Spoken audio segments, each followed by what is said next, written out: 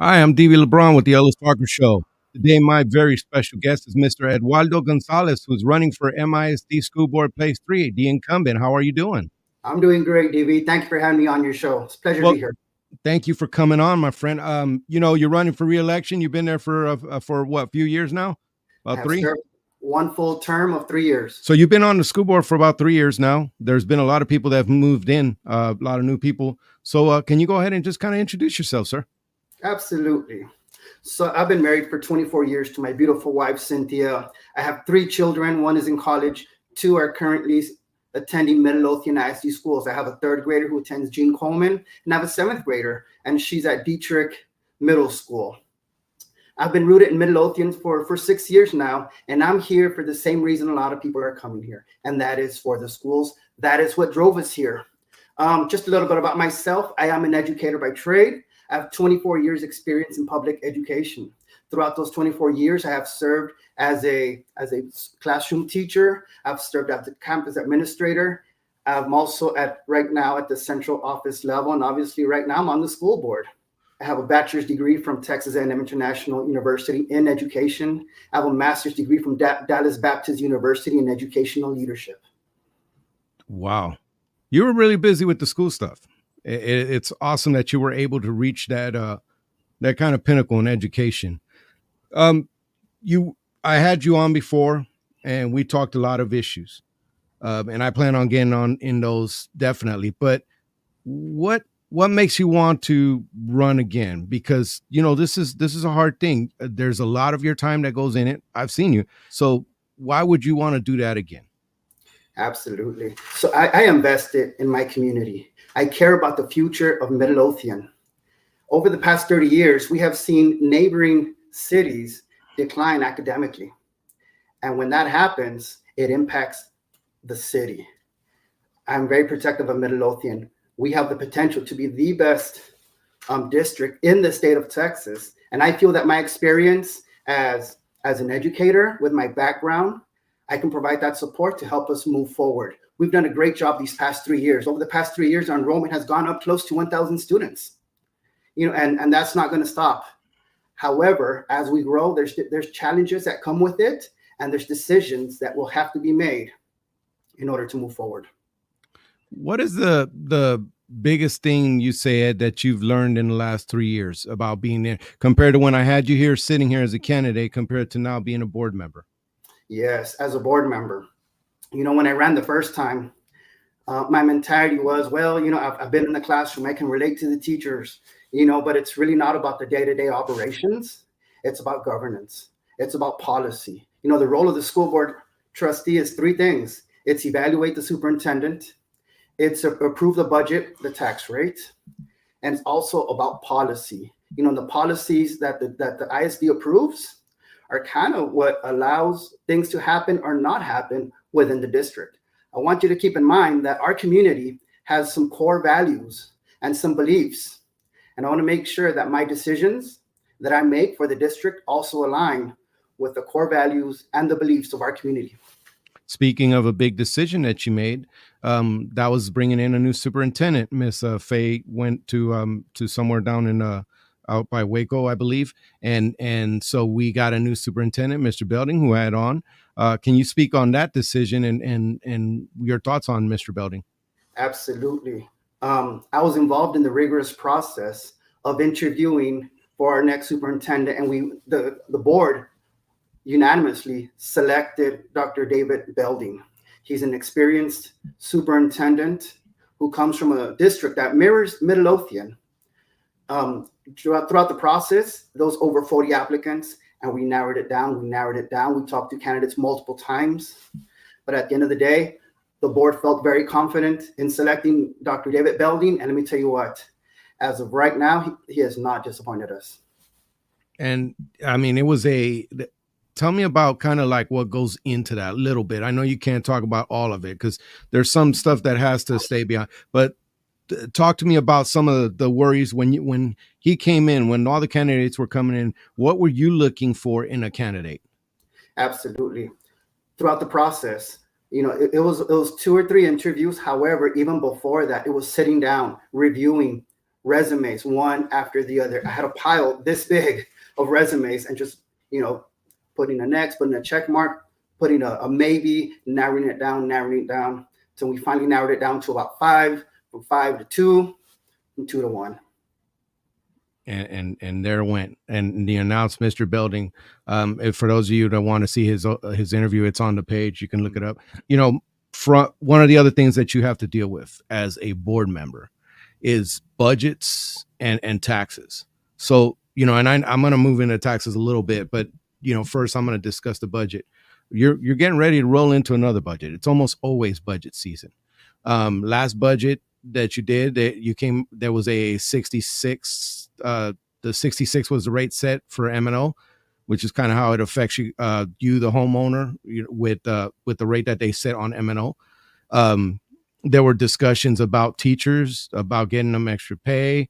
There was other discussions. What do you think about the way you guys handled the budget, the last budget? Maybe you want to talk about former budgets that you were involved with, because you've been involved with this process 3 times before. So can you speak on that? Yes. My first year in the term, we gave the teachers and staff a raise of 4%. The second year, we gave teachers and staff a raise of 2%, and we increased the contribution amount to their benefits. This third time around, we did not give teachers and staff a pay raise.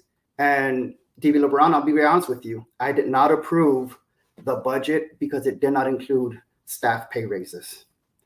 It is a very complicated topic because, roughly about 80% of the budget goes to salaries.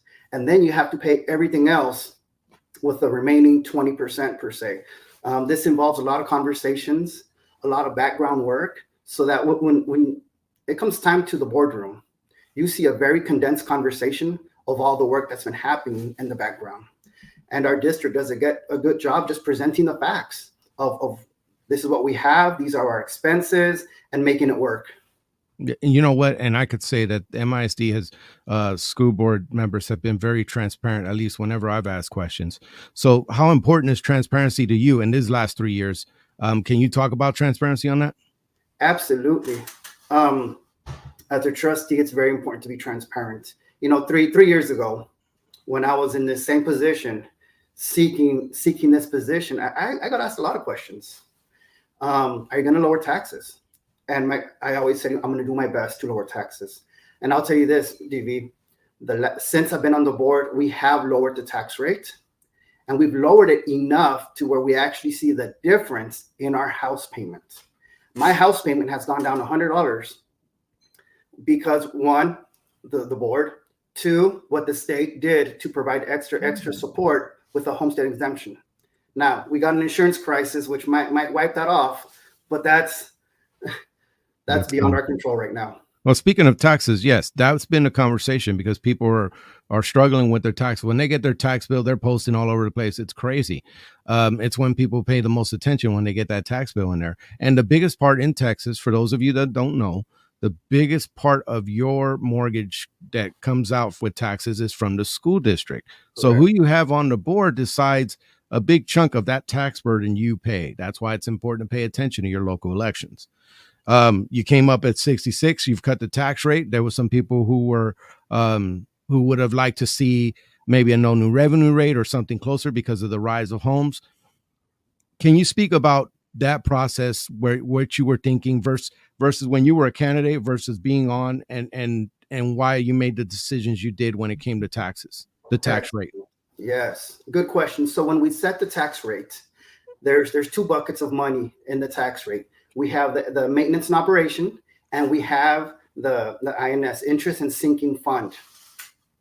The maintenance and operations fund is set by the state, and the state brought that rate down 17 cents.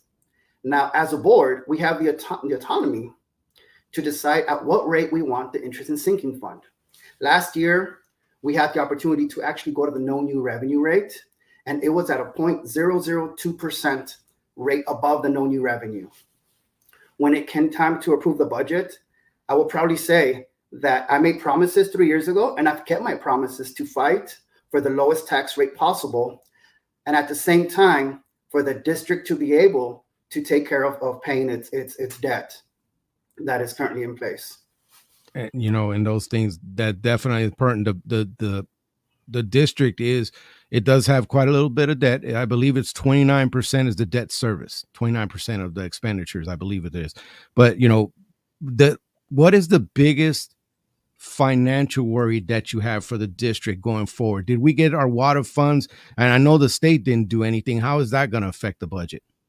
Right now, the state has not provided much support. Yes, there was a $33 billion surplus. We have yet to see any of those funds, especially MISD. MISD has not seen any of those funds yet. However, at the same time, the state has increased expectations as far as what school districts should have.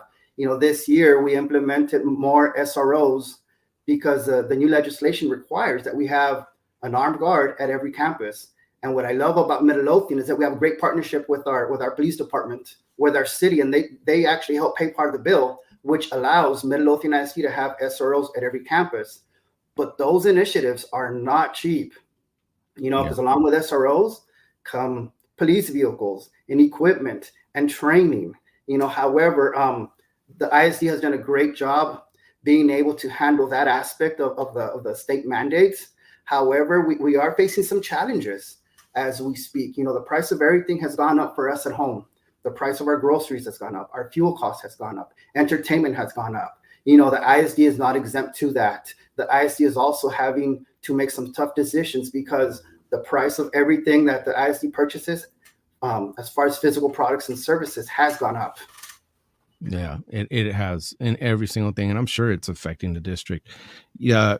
Going forward, when it comes to the budget, and this is the last budget question, going forward with the budget, what would you like to see? I mean, if you were the one-man board and you can make it, what would you like to see going forward? What would be something that you'd like to see in that next budget? Yes. So the one thing that we do at every board meeting is we do get presented the budget. And one thing we need to focus on is where are we at this month with, it's kind of like, how's our balance looking? Because we still got, 6 more months to go in our budget cycle. Are we on